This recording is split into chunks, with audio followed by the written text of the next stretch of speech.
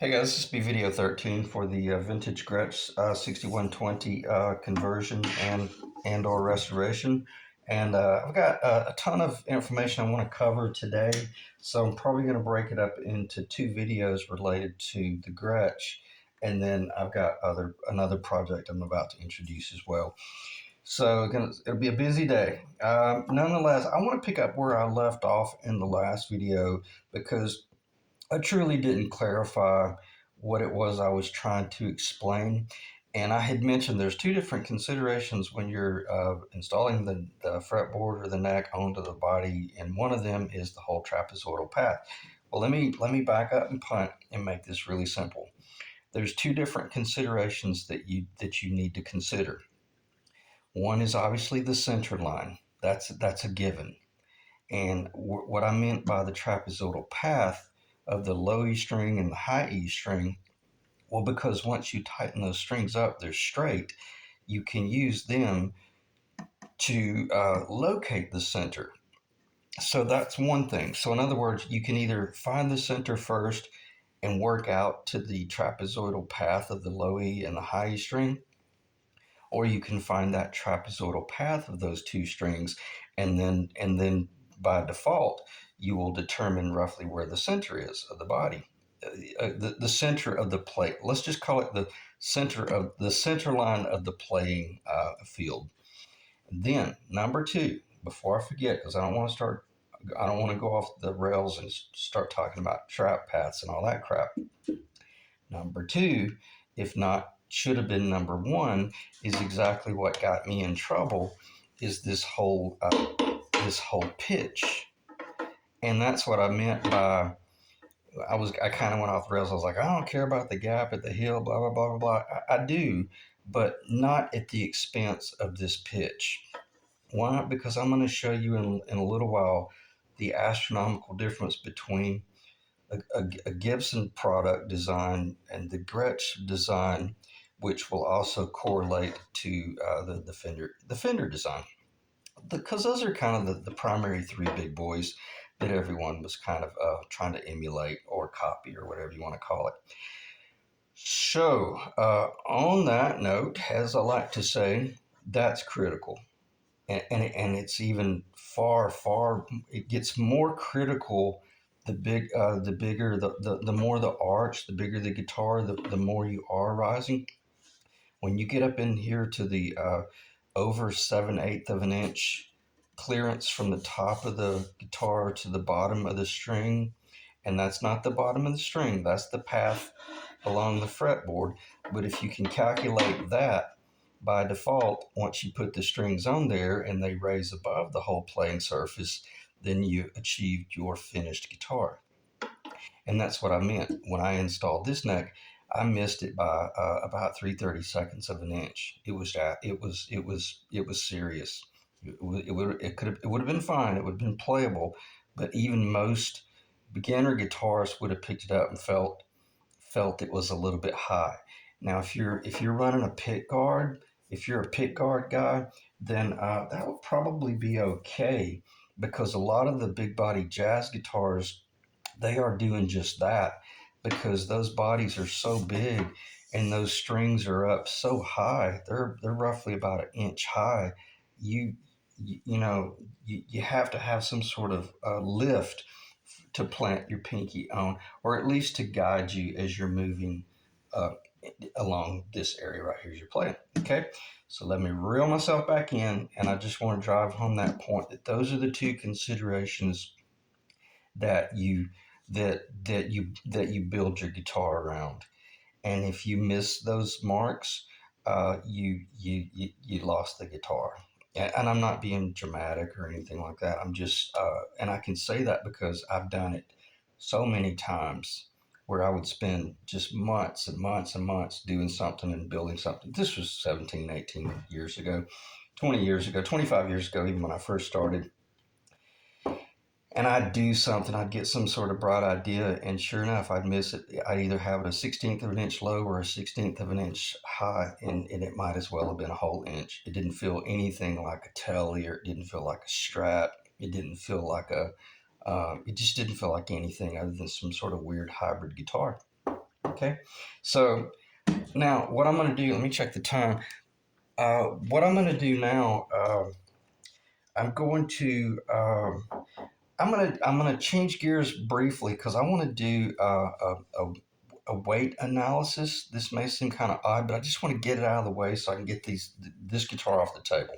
So let me show you what you're working with when you should be considering either restoring um, a guitar, rebuilding a guitar, and this is a little bit of a general conversation here, but I think it's pretty important because it might save you from seeing a picture of, I don't know, grab your favorite rock star or jazz star or pop star or whatever, and you see them playing a certain guitar and you get excited about maybe building that guitar, and then you realize that Les Paul body over there in the rough state, before it even has the maple cap glued on it, and before it has the fretboard glued on it, it's just the neck lower and the rough carcass body before it's right out is over 8.5 pounds. Now that's a candidate for a chambering, and that's going to be in the next video series. I'm going to go into a deep dive about uh, how to build a Les Paul or like a Gretsch when you're doing heavy chamber work. So I'm going to stop talking about that because that's going to end up being a 20-30 video series as well. But I say that to say this. Why did Brian Setzer play the hollow body? From the words from his mouth, basically, he said, I never got into. This is when he was a kid. He did, I think it's called Hot Licks video series. Most of you guys that are my age that are on this video, you've seen that video. And he made a statement because he was kind of like he was the lone gunman playing this type guitar in the 80s. Now, Billy Duffy did play the Gretsch White Falcon briefly, well, I'll say briefly, probably considerably through the 80s. But nonetheless, he made the statement, "Oh, it's light, and it just breathes. It sounds great, blah blah blah blah," and it made a lot of sense, and especially as you get older, and you're dealing, or like if you're truly a player, you're going to see now. I'm going to stop talking, but just think about that Les Paul, and then once we go through these weight comparatives, you're going to see why this is such an enjoyable guitar to restore, buy cheap, even the little $600 Electromatics that are online right now, and you can buy them all day long for 600 or 700 bucks, and even sometimes where somebody's swapped out the harness for TV Jones harness and pickups for under $800 or $900. That is a screaming deal. I'm not paid by Gretsch, but I just know my guitars. So let's do some weight analysis, and let's talk about, do we want to buy an old guitar like this and spend 2 months, 3 months rebuilding it, or do we want to just go on eBay or Reverb and just maybe buy a nice old Electromatic with some scratches on it and get it for 700 bucks or less? So let's do some weight analysis. And I will start out in pounds, but I'll also do grams as well. All right, so we got that monster over there on the table saw, which weighs 8.5 pounds. In other words, if you left that guitar solid and finished it out, you'd probably be close to an 11-pound Les Paul. Now this is my, let's see if I'm in the camera. The only thing it doesn't have is paint on the headstock, basically, and a few little items. But for the most part, this guitar is finished. A little bit of wiring. Well, I take it back. I've got the potentiometers pulled out of it right now. But this is a 58 replica. This guitar is heavily chambered. Heavily chambered. And if you've really been following any of my series, let me see if I'm in the camera. It should be right at the bottom. I went into a really deep dive discussion about the design of this guitar. It's insanely light and it's very deceptive. When you look at it, you think it's going to be a 9 or 10 pound Les Paul, but it's not. It is 7.148 pounds. Well, it just jumped up to one. Oh, I'm sorry. How about the table? 7.148 pounds. 3,242 grams. Okay, doesn't have paint on it, and you'd be surprised, paint adds a lot. I'm gonna get this off the table. Well, no, sorry, I gotta leave that on the table because I gotta talk about string height at the bridge. So I need that later on. All right, let's look at this little tone monster. I built this guitar, I think about 17 years ago. This is basically this is a small body,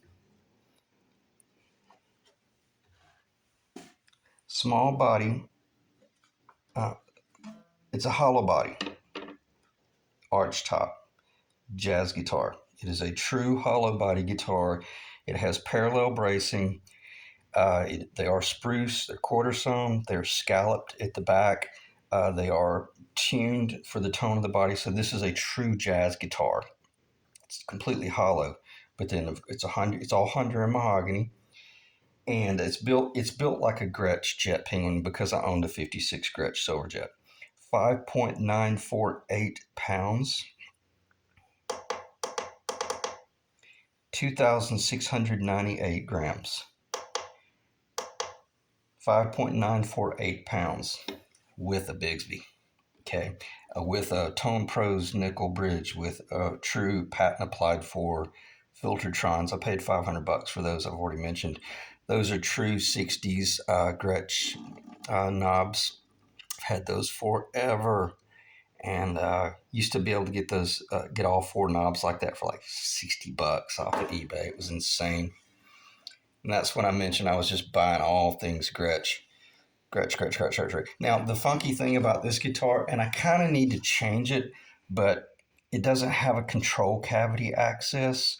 And anytime I do work on this guitar, I have to disassemble it and work everything out of the um, pickup locations. I knew it going in that it was going to be a service nightmare, but I was curious what I was going to be able to produce in tone. And that guitar's too light. I chambered it too much, and I hate that. Again, it's hollow on the inside. I wish I had have left the sidewalls about a ½ inch thick, and I wish I had have left the back about a ½ inch thick. It wouldn't have been as dark because it's got a beautiful, deep, warm tone.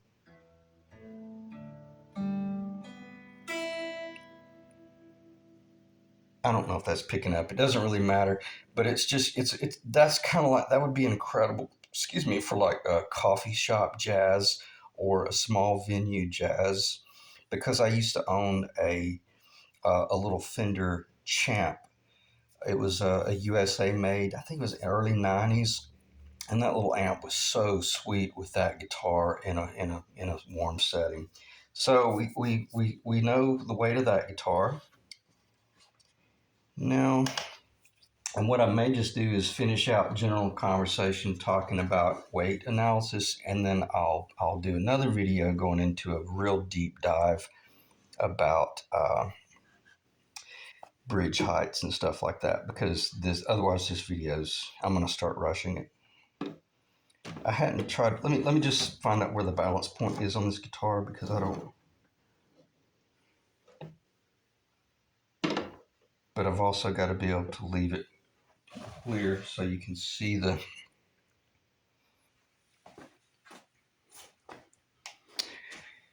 It's got a bit of a shadow there that I'm fighting.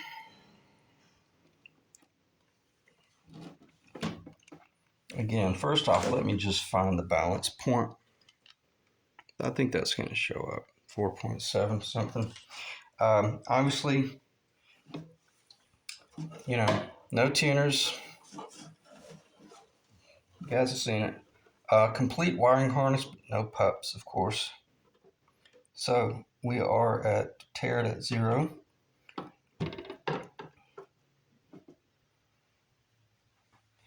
£4.722. Now you see why Setzer wanted to keep playing these guitars. They're light as feathers. 2,142 grams. 4.722 pound husk. Now that's insane. And that's why we play Gretsch, the big body, and it's a big body guitar, you know. All right, let me get that off the table and everything, so I can check the time. We're at 15 minutes.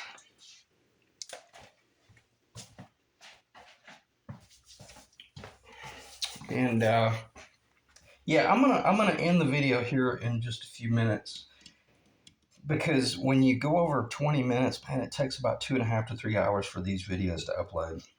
So it's a nightmare. So all right, let's talk about what should we talk about? I've been talking primarily about weight analysis. Let's just keep talking about weight analysis uh, in your target. I guess here's where I'm kind of going with this, and I'm going off script. But I've built a lot of guitars, and about 25% of the guitars I built, I wish I had have never even thought about them, sketched them, designed them, put them on the table. Bought the parts, bought the bridge, bought the pickups, bought the frets because it's a different radius. It was such a waste of time. Now, I learned a lot from building them, but the reason I'm doing these video series is not to show you how to get into the guitar building and or restoration business. If you want to do that, just go get a job at a luthier shop, and you'll have so much enjoyment working on them and then getting paid that Friday. Whereas if you think you're going to start doing this and selling it online, those days pretty much ended in probably about 2012. Now you can still do it, but nonetheless, the competition is so brutal, and I'm talking about really good guitar builders. There's some guys out there that are building things that are so over my head. It's insane, and they're selling them for 2 grand, 2,500. Because when I was selling jazz guitars back in the day, they were selling anywhere between $4,000 to $12,000 max. That's the most I ever got for a guitar, and that was a vintage restoration. Typically, they were averaging about 3,700. Every now and then I'd do a cheap repair of something and it sold for 2 grand. So I say that all that to say this and trying to reel myself in. Uh, I'm doing this video series hopefully for just one or two persons out there that wants to do one project, maybe two.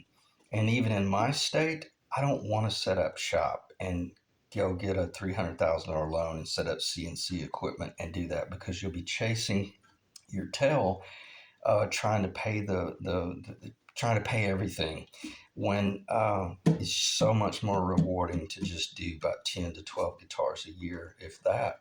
So on that note, what do you want to build?